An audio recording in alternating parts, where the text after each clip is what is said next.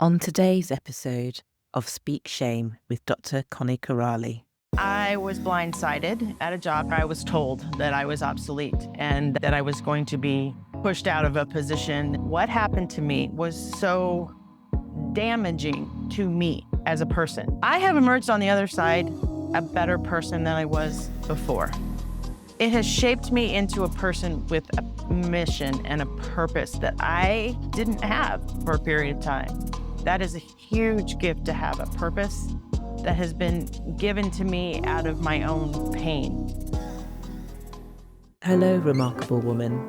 I'm your host, Dr. Connie Corrali, medical doctor, life coach, and survivor of sexual violence. And you're listening to Speak Shame, a collection of inspiring conversations with remarkable women who have faced and overcome adversity. By sharing their stories, my hope is that you may find strength, connection, and hope in your own journey, and that shame itself loses its power. So sit back, relax, and don't forget to follow the show.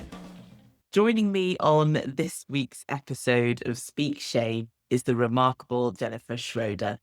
At age 58, Jennifer was told her skills were obsolete. After hundreds of rejections, she realized the problem wasn't her experience, it was systemic age bias. So she stopped looking for jobs and started exposing the discrimination that keeps experienced professionals sidelined. Now she works on both sides of that workplace ageism problem, for HR leaders and organizations, and for 45 plus professionals facing discrimination.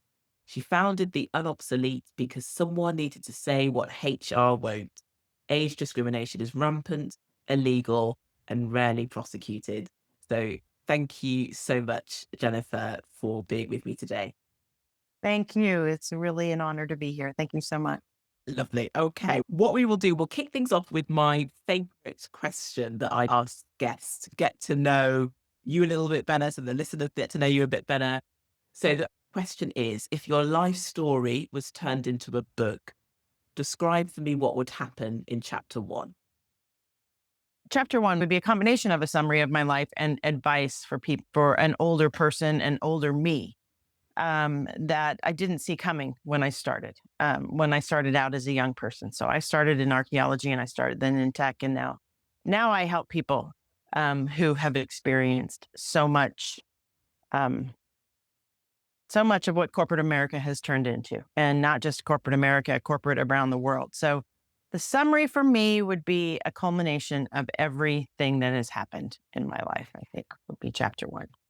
Lovely. And definitely want to know more about the archaeology and then the move into tech. But I wonder actually if we could start off with this journey that's led you to what you're doing today. And if you could let the listeners know a little bit more about that story.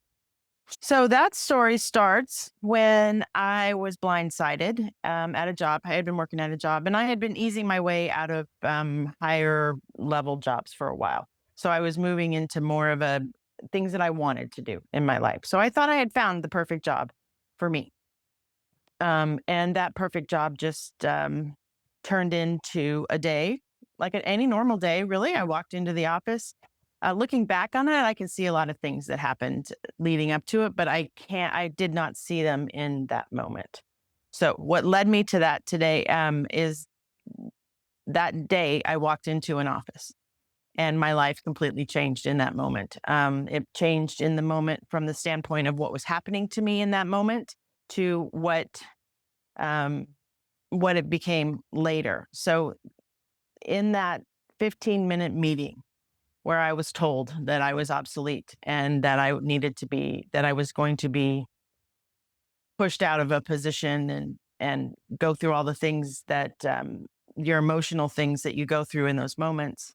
That's when my journey changed. It changed on a dime, and it changed in that one moment with that conversation. Gosh, and I think blindsided is absolutely the right word. And you talk about the emotions that kind of came up in that 15-minute conversation and even maybe afterwards. I wonder if you could tell us a bit more about how you were feeling at that point? So I walked into that meeting and there were people sitting across the table in there. They had obviously prepared for this meeting. It was a meeting where they decided to tell me that I was no longer useful in the company. They were going to either put me on a performance improvement plan or put me into a severance sort of thing. So when I walked into that meeting, I was one person. I can only explain it this way, and I still struggle today to explain how I felt in that moment. But I walked in as one person. And as soon as I saw what was happening to me, it was like another person was emerging next to me. It was like almost like an out of body experience. And I was standing there watching what was happening, and this new person was coming out.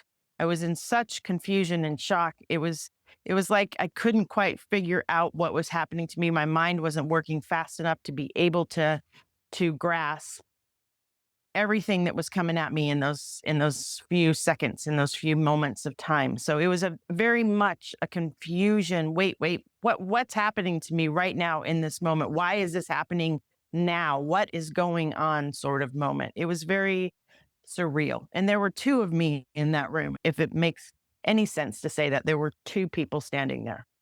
That makes complete sense. And yeah, as you described it, that out of body experience, feeling quite surreal. And that's, yeah, not surprising at all. I wonder if you could talk us through the moments then afterwards when you maybe had a chance to process what was said to you. So when I walked out of that room, it felt like the hallway was exceptionally long. It felt like so I had gotten the information and I stepped out of the room. And I still wasn't able to process the information as clearly as you know, would hope that you would be able to in that moment. But when I stepped out of the room, there were still two of me. I felt like I had been injected with some sort of venom. It was like coursing through my body. It was starting to just like sort of take over. It's a very hard, sort of surreal thing. But the first thing that happens is that confusion. Like, wait, what's going on, right?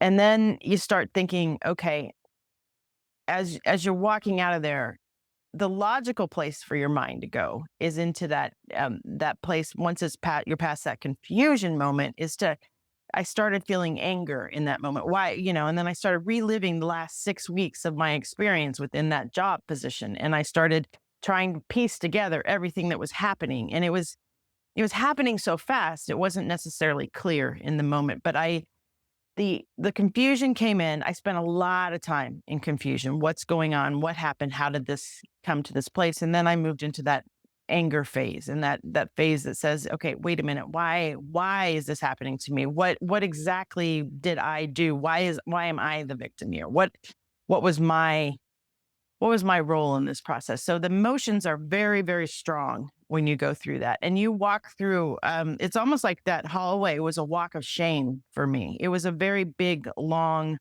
hallway. Everybody's looking at you. It's an open office plan. Everybody's looking at you. They don't know what's going on, particularly. There are a few that are in the know, but it's a walk of shame to get out and just get to a place where you can breathe air, if that makes any sense. So that was my first reaction. I can really imagine that. You describe it so well, particularly when you talked about that venom coursing through your body. And you also mentioned earlier that in hindsight, you started, when you reflect back on it, that there were things that were there that you thought, okay, maybe these things were leading up to that. And I obviously want to get back to the things that happened afterwards, but I wonder if you could tell me what sort of things were you thinking about when you were able to reflect on the weeks prior?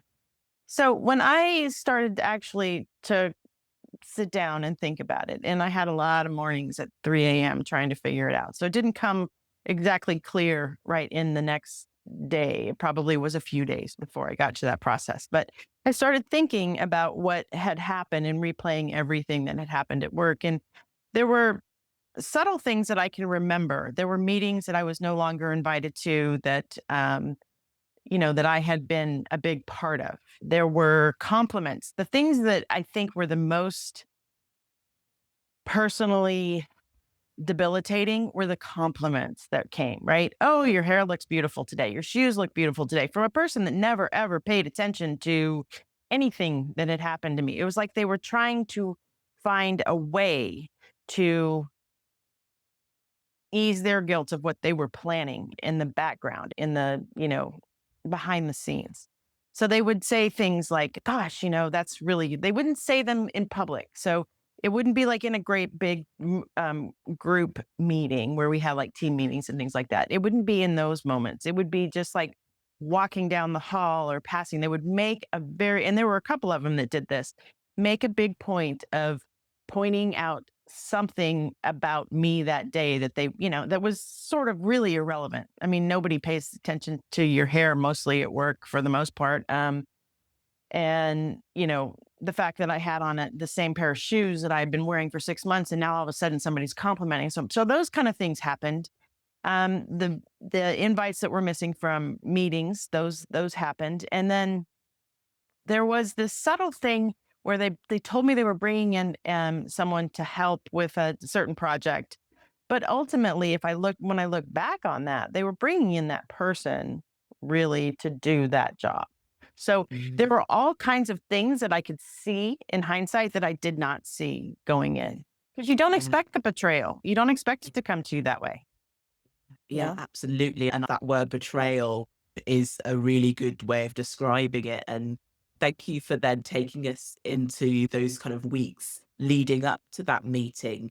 And you talk about obviously being in the meeting, being blindsided, that walk of shame as you leave the office and find somewhere where you can take a breath.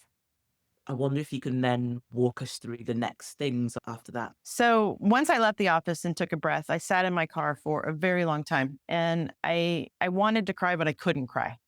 I was in such an emotionally heightened state of, what just happened to me. I can only equate it to something like, it's an out of body experience, definitely, but it's almost like the reaction that you have after a car accident, like a bad car accident or something like that, where you're just not, you can't get it all together. Your mind's not moving as fast as the actions that are taking place around you. Right. So I sat in my car for a while, and I just sat there and, sort of silence and stunned. Really, I was stunned. And I was also feeling the confusion, and I was exceptionally starting to feel the shame of, oh my gosh, what are people going to think of me? What did I do? What does this mean? Why, what is it? How can I hold my head up high and walk into anything now? Because in the meeting was so toxic. The meeting was so planned and so calculated and so rehearsed, that they had everything they needed, but I didn't have a clue what was coming at me. And so in that moment of shame and all that stuff, I was feeling everything that they had basically shot at me with and no other way to say it than like a venom dart, right? That they were just shooting these things at me, and I couldn't quite put everything together. So I went to my car, I sat in shame, and then for a while I just I drove home, and I sat down and I talked to my husband, and in those moments your friends and your family and stuff want to grab you and hold you in their arms and say, it's going to be okay. And they really mean that, but they can't make that happen for you. And so it was a very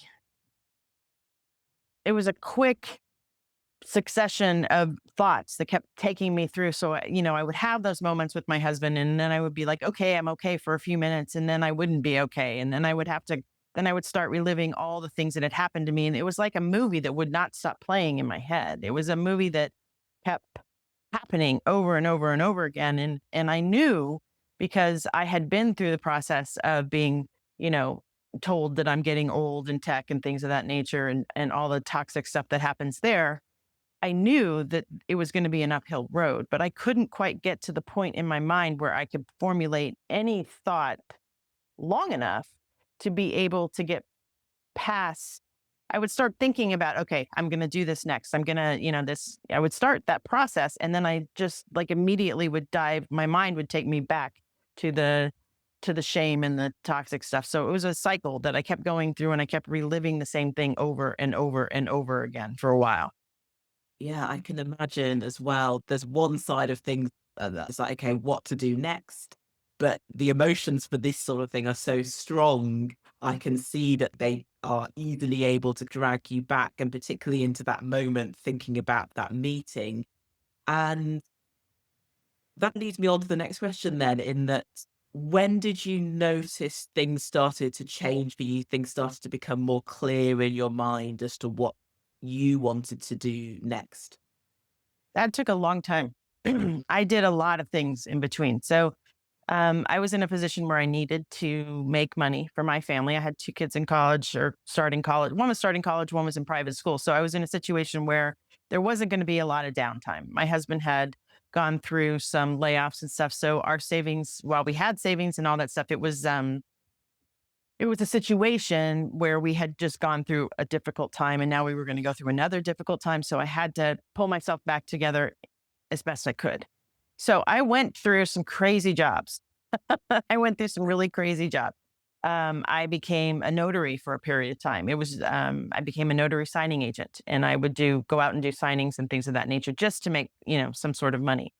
I decided to go back to esthetician school and become an esthetician. And so that process was very long. It's easy to say, okay, well, I'm just going to pick myself up and I'm going to put something back together, and the unobsolete just happened overnight, but that did not happen. Mhm. So it took a long time, and it took a succession of fits and starts for me with a lot of different things. And I got to one day, and there was a lot of things that happened in there, the notary stuff, the esthetician stuff, and there were other things that I did. I did online courses and stuff like that. But I think the thing that I think is important for me to express about that time was I was so what happened to me was so toxic and so damaging. And I had been through layoffs and push outs before. So in this particular situation, what happened to me was so damaging to me as a person, damaging to who I was. It questioned my identity. It questioned my integrity. It questioned, everything about my career. It brought it all to a point where what they did in that meeting, and I'm not sure why it happened the way it happened, if it was something that I allowed to get into my head that I shouldn't have, or that, it was a very toxic meeting, and it was a very unprofessional way to approach things. But what that 15 minutes did to me was it messed me up for a series of time, probably about 12 to 18 months, where it took me to recover. And I'll be honest, I'm not sure that I actually have fully recovered from that. I do get a lot of recovery from it's cathartic to help other people that are in this situation. Yeah, yeah, But I don't think that I can't say that the unobsolete was born just from the next day. It was born out of that whole process. yeah. And I think that's such a useful thing to share for people who are listening to this, who maybe are going through or have been through something similar, because obviously we don't want them to think, oh, well, I haven't been able to come out the other side of it yet. And why is it taking me this long? And so thank you for sharing that journey. And also the fact that those feelings still are lingering there, that yes, they may not be the same sort of strength as they were initially, but they're still there. And so I wonder then, when it came to the unobsolete, what your kind of initial sort of thinking was behind that. So I had gone through a lot of different things. My kids had watched me. There were days when I couldn't get out of bed. There was a lot of stuff that happened in that time frame. And so I woke up one day, and I don't know what happened. I don't know if it was divine intervention. I have no idea what made me get to this point, but I picked up a camera. I picked up a camera and I filmed a video for LinkedIn, and I filmed a video for TikTok. And it was really about being told my story. I did it without makeup. I just was like, today I'm going to find the strength to put this story out there, and I'm going to share my journey. And I don't care. I don't care who knows, because I don't want anybody else to feel this pain. And so it came out of a moment of extreme pain, and it came out of 30 seconds of courage, I would say, that I found to film these things. And so I filmed them and I posted them, one on LinkedIn and I posted one on TikTok. And that was the birth of the Unobsolete, in that it wasn't, um, I think I did call myself unobsolete in those videos, but it wasn't that I knew I was going to start the unobsolete. It wasn't that I knew it was going to turn into what it's turned into. It was just simply a way for me to say, enough is enough. I'm not hiding anymore. This is my story. This is my life. There's got to be somebody else out there that's got this experience. And so I put it out there, and the comments were amazing. And so that's kind of how it started. Yeah, yeah. Oh, well, thank you for sharing your story. And you described it really well when you said that it was that 30 seconds of courage. You were just like, I've had enough and I'm going to start putting my story out there. And you mentioned the comments that you were getting. And one of the things I was going to ask you was how your experience has connected you with others who have been going through something similar. So, yeah, maybe if you could share with us what you started to hear from people, the messages you started to get. That is probably the most heartbreaking and validating at the same time thing of the unobsolete and everything that has come out of it. Because the stories that I get and the comments that I get are from people that have gone through, they'll say things like, you're speaking exactly what's happened to me. Thank God somebody finally came out and had the courage to say something about this. And so the comments are, they're when they first started, they were so validating. It's like, and almost overwhelming in that moment, that so many people have gone through this and so many people are experiencing it. And most people do not want to share what they're experiencing because it's embarrassing, and it shakes you to your core. It takes almost everything away from you. It makes you question everything about yourself. So the comments that come in are really stories about, people will share their own story because they have a level of anonymity there where they don't have to be on screen or things of that nature. But they also find that I'm someone that they can speak to and share that story with. So it's been really nice to have that sort of um, ability, I guess, to be able to help people share what's going on in their lives with those stories, because those comments are endless. I get thousands and thousands and thousands of comments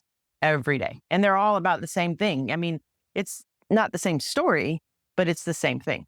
It's the same toxicity that they're experiencing. Yeah, and I think it takes one person, and thank you for being that person, to share a story for others to realize they're not alone. And for all we know, they were sitting in their shame, feeling like they're the only one that was something wrong with them. And so to hear someone else share so openly what happened is really powerful. So thank you for doing that. And you talked about how you didn't have a plan for this to become something bigger, but I wonder if you could talk us through the journey then of the Unobsolete developing into what it is today. So I just decided after that first original post, I originally started posting, I think when I had set down once I put out that first video, I'm like, okay, this isn't so bad. That first couple sets of videos. This isn't so bad. So I'm going to hold myself to a schedule, because I knew I needed to emerge from that particular situation. And I knew I needed to get past it in some way. So I made myself film every single day. I made myself put stuff out there every day.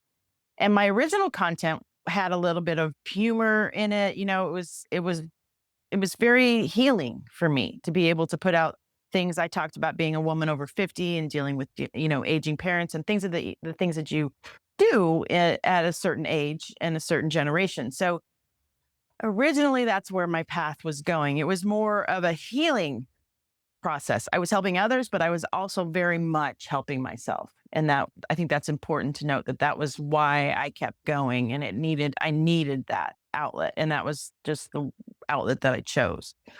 So what happened with that is it started to grow. And then my kids started encouraging me and telling me, Mom, you got to keep going. You got to keep going. People love this. They hear this.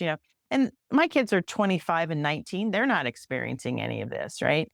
So they experienced it from the side of watching me not being able to get out of bed and other things that happened during that time. But they didn't.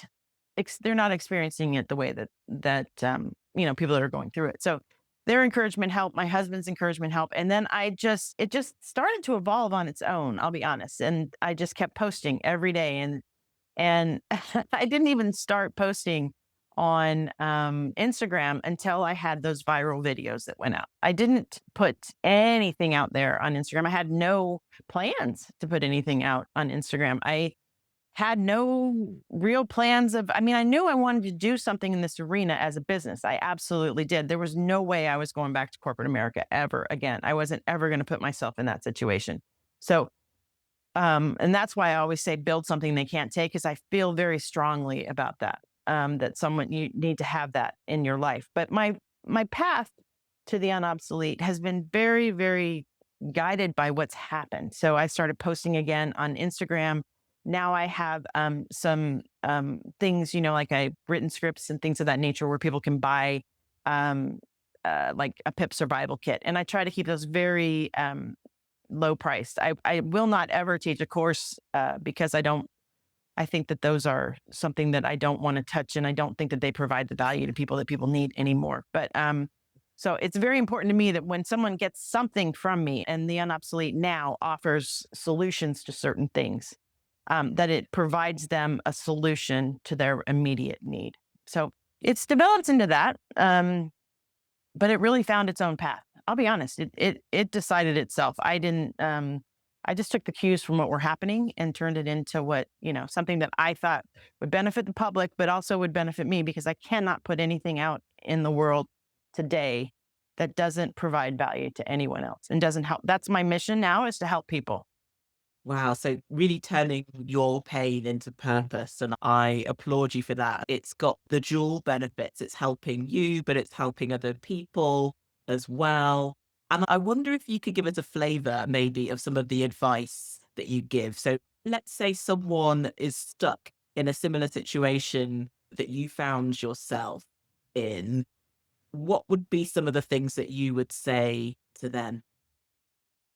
I would say to them, they immediately need to, if they think anything is off. Well, first I would say this. First, pay attention. You need to pay attention in your career. And I didn't pay attention. I got lazy. I got happy. I mean, I wasn't lazy in my job, but I got lazy in my thought process that I was just going to have this forever. And that just, it can, if somebody else is in charge, that can be ripped away from you at any given time. And that can literally be ripped away from you from someone that just doesn't like you in a company. There can be someone in there that doesn't like you and start the entire process of what's happening with you. So I think people need to come to that awareness however they want to get there. They feel, I talk to people all the time that say, oh, I'm in a really good company and they would never do that to me. Well, that is absolutely fabulous. I think that's great that you feel like you are. I would still tell you, as I would tell everybody, document your journey within that company. And so what I mean by that is, if you start feeling any sort of pain in your company, number one, if you start feeling the weird signs, the not being invited to meetings, being ambushed, being put on a PIP, because a performance improvement plan today, in most cases, is always going to be a way to push people out. That is corporate America. Corporate's playbook these days is to use those. So, and America's got the most, the laws are written for the people, to protect the corporations in this country particularly. So when you go into a job and have a job and you start feeling things are weird, or even don't, my advice is just document, no matter what your job is. And that might be a little extreme for a lot of people, but if you have that documentation, it doesn't mean you have to use it. It just means you have it. If something comes up and someone tries to do to you what they did to me or to thousands of others. So documenting your journey within that company. So if there's bad comments made, if there's bad reviews, if you're being not invited to meetings, if people are sending you toxic emails and saying toxic things, that documentation is important. And I think that you need to start building your own paper trail during that entire process so that you can protect yourself. And so that would be my first advice. If you find yourself in that situation, first take a breath and then start documenting your journey. Such wise advice. And I think, as you were saying that, I can imagine that there will be people listening to this podcast episode who are thinking, I would love to follow you. I'd love to get some of those bits of advice from you. Where would you say you are based? How do people find you? Which platforms? Currently, people can find me on TikTok at the Unobsolete. They can find me on LinkedIn at the Unobsolete or under my name, Jennifer Schroeder. And then they can find me also on Instagram as well at the Unobsolete. I will be putting a YouTube channel out in the next 3 weeks, so it'll be out soon. And then we're working on other things as well, other avenues that are coming down the pike.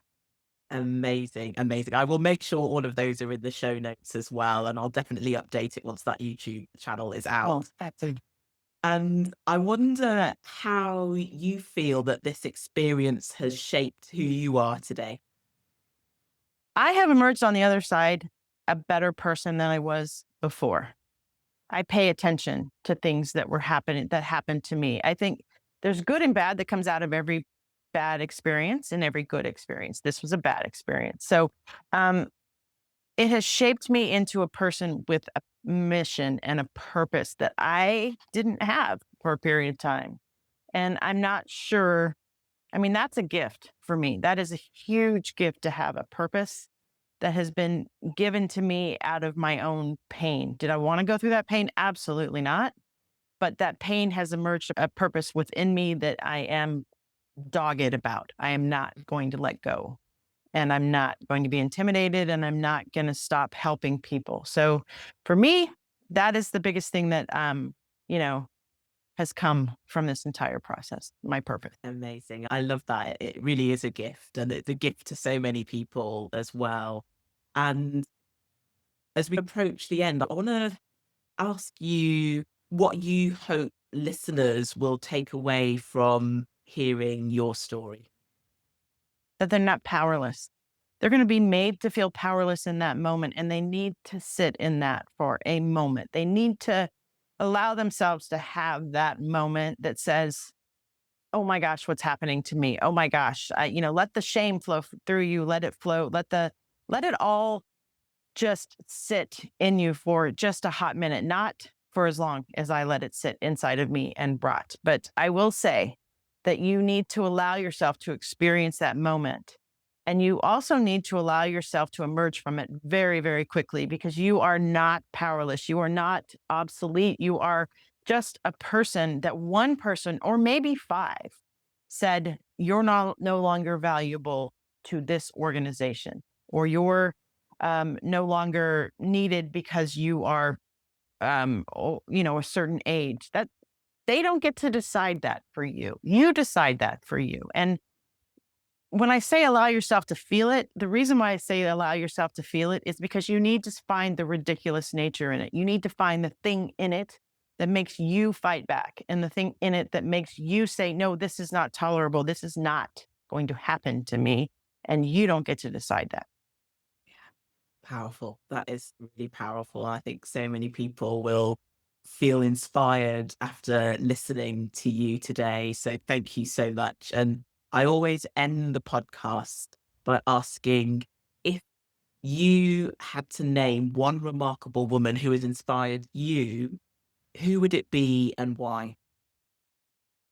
I have always had the same remarkable woman in my life, and it goes back to my time in archaeology, and that is Dr. Eugenia Clark, who was a pioneer in oceanography.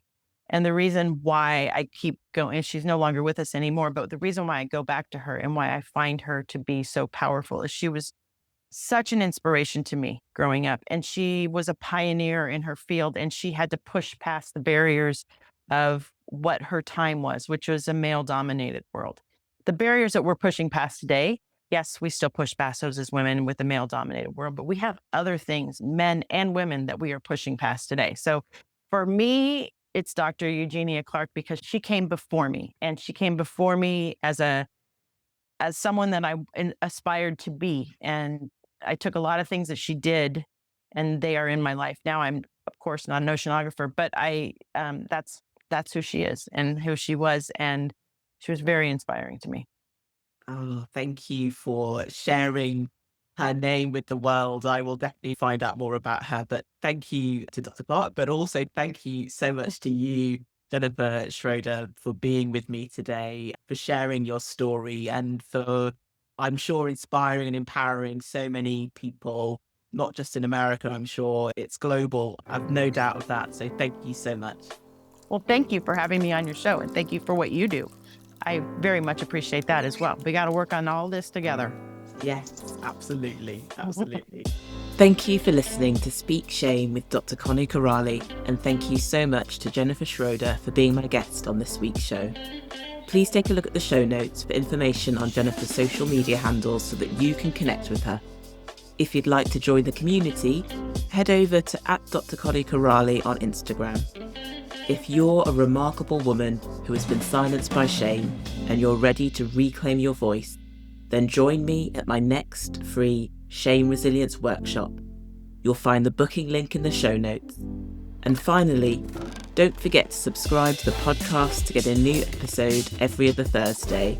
Until next time, take care.